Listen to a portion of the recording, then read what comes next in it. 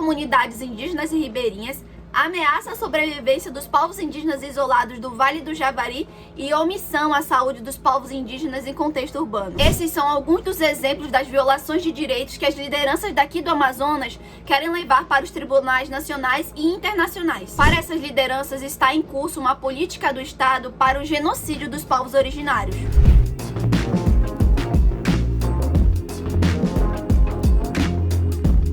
Olá pessoal, aqui é a Samela Sateremaué e hoje nós vamos falar sobre as diversas violências de Estado contra os povos originários aqui no Amazonas. O seminário Violação de Direitos e Genocídio no Amazonas, que foi promovido pela Frente de Mobilização em Defesa dos Direitos Indígenas, que foi transmitido através de live, foram relatados pelo menos 11 casos de violação de direitos em terras e comunidades indígenas do Amazonas. E por conta da gravidade dos relatos, a organização do seminário decidiu tirar do ar o relato, temendo pela segurança dos indígenas. Os cortes governamentais e a desestruturação de instituições como a FUNAI, Fundação Nacional do Índio, evidenciam maneiras de destruírem políticas públicas voltadas para os povos indígenas. É o caso da região do Rio Abacaxis, em Nova Olinda do Norte, aqui no Amazonas, onde em 2020 uma desastrosa operação policial acabou resultando na morte de 2 indígenas do povo Munduruku.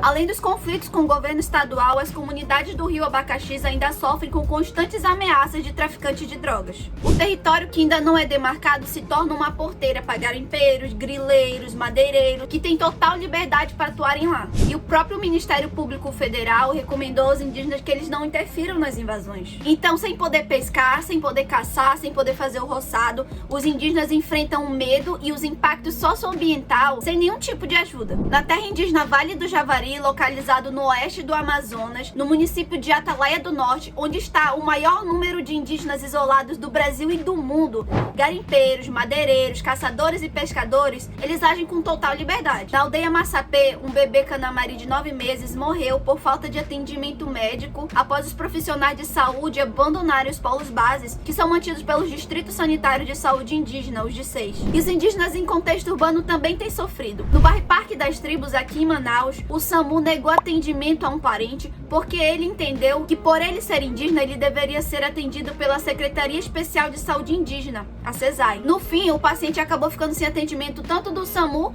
quanto da CESAI, que só atende indígenas aldeados, ou seja, só indígenas que vivem em territórios demarcados. Para Marcivânia Paiva, da Coordenação das Organizações dos Povos Indígenas de Manaus e entorno, não são os indígenas que estão indo para a cidade, são as cidades que estão se achegando na nossa aldeia. Outra violência contra os povos indígenas é a desinformação contra uma suposta ineficácia da vacina, que fez com que muitos parentes recusassem a imunização.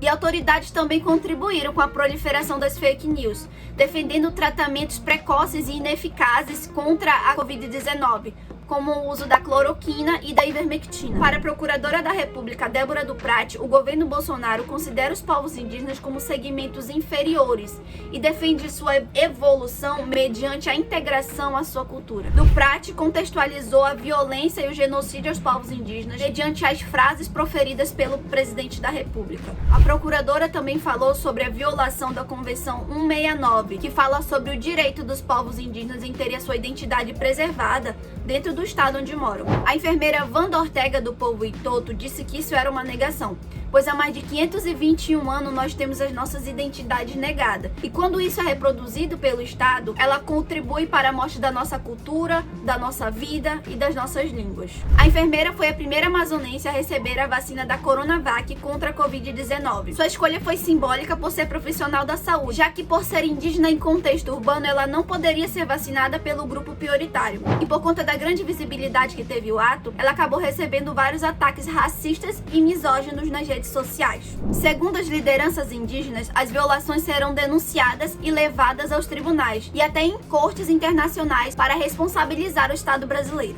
Um dos coordenadores da FANDI, o antropólogo Gessen Luciano, que é do povo Baniwa e professor também da Universidade Federal do Amazonas, explica: os documentos formam uma base de um dossiê que será direcionado para medidas concretas, sobretudo aquelas que são caracterizadas como crime de genocídio. Achou importante esse vídeo? Então deixa o seu like, se inscreva no canal e clica no sininho para ativar as notificações. A sua inscrição é muito importante para que a gente continue trazendo essas informações para vocês. Canal Reload, a gente descomplica a notícia.